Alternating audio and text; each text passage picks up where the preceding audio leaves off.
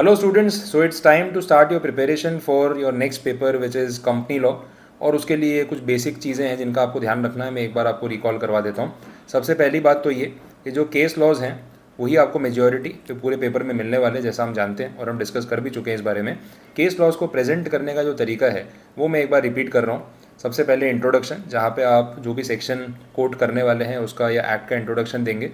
उसके बाद प्रोविजंस, जहाँ पे आप वो सेक्शन का कंटेंट समझाएंगे without quoting the parties which are named in the question और the case law.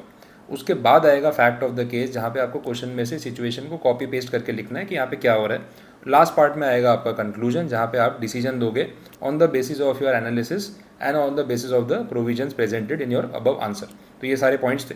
Case law के साथ साथ आपको किन चीज़ों का ध्यान रखना है, क्या चीज़ें आपको आंसर में कोट करनी चाहिए, क्या आप अवॉइड कर सकते हैं रिविजन के टाइम पे। देखिए, पेनल्टीज़ एंड रूल नंबर्स, जो रूल्स है आपके उसके नंबर्स अगर आप याद नहीं रख पा रहे हैं, पेनल्टीज़ काफ़ी सारी याद नहीं रहती, इट इज़ ऑल राइट, वो चलेगा। लेकिन सेक्शन नंबर आपको याद रखने की कोशिश करनी चाहिए। फॉर्म नंबर जहाँ पे आंसर मेन बिटवीन आ रहे हैं आपको डेफिनेटली कोट करने चाहिए। एंड टाइम लिमिट्स जो होती हैं with in 30 days, with in 45 days, that is must, क्योंकि यही आंसर का मेन कंटेंट है। तो आपको ट्राई करनी चाहिए कि आप इसको कोट करें। हाँ, लेकिन श्योर हो तो ही, अगर आप गलत सेक्शन नंबर कोट करके आएंगे पूरा आंसर रॉन्ग मिल जाएगा। तो गलत सेक्शन नंबर कोट नहीं करना है। श्योर है तो आप कोट करें, अदरवाइज जो अपनी स्टैंडर्ड डिप्लोमेटिक लाइन है as per the relevant provisions of the companies act 2013, ठीक है, ये आप कोट करके आगे बढ़ सकते हैं। ये बातें हम जानते हैं।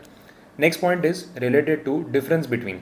आपने कंपनी लॉ की बुक में अपने नोट्स में बहुत सारे डिफरेंस बिटवीन वाले आंसर्स देखे होंगे जो डायरेक्टली कंपैरिजन या टेबुलर फॉर्मेट में दिए हुए हैं। और कितने टॉपिक्स मैंने एक्सप्लेन करते टाइम आपको बताया कि ये कंपैरिजन में पूछे जा सकते हैं। डिफरेंस बिटवीन का बहुत बार एक पूरा 16 मार्क्स का सेक्शन आता है, जिसमें से दो डिफरेंस बिटवीन 4 मार्क्स के तो एकदम बेसिक होंगे, एक थोड़ा सा मीडियम लेवल का, और एक होगा जहाँ आपको थोड़ा सोच के या पॉइंट्स बना के लिखना पड़ेगा, जो डायरेक्ट टेबुलर फॉर्मेट में बुक में नहीं होगा।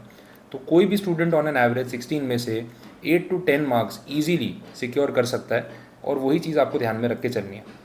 Next point is regarding numericals.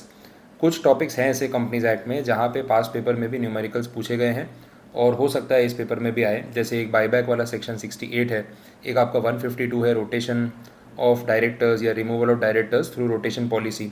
KMP वाले प्रोविजंस हैं जहाँ सेक्शन 197 में हम देखते हैं कि 11% की रेम्यूनरेशन की मैक्सिमम लिमिट है। तो ये सारे कुछ पॉइंट्स को वो लोग बहुत बार जस्ट टू चेक कि आप रट के आते हो या एग्जीक्यूशन समझ आता है, वो लोग प्रैक्टिकल फॉर्म में पूछ लेते हैं।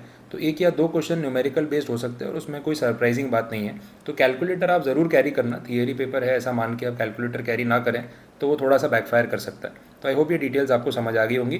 Thank you so much and wish you all the best for your preparations.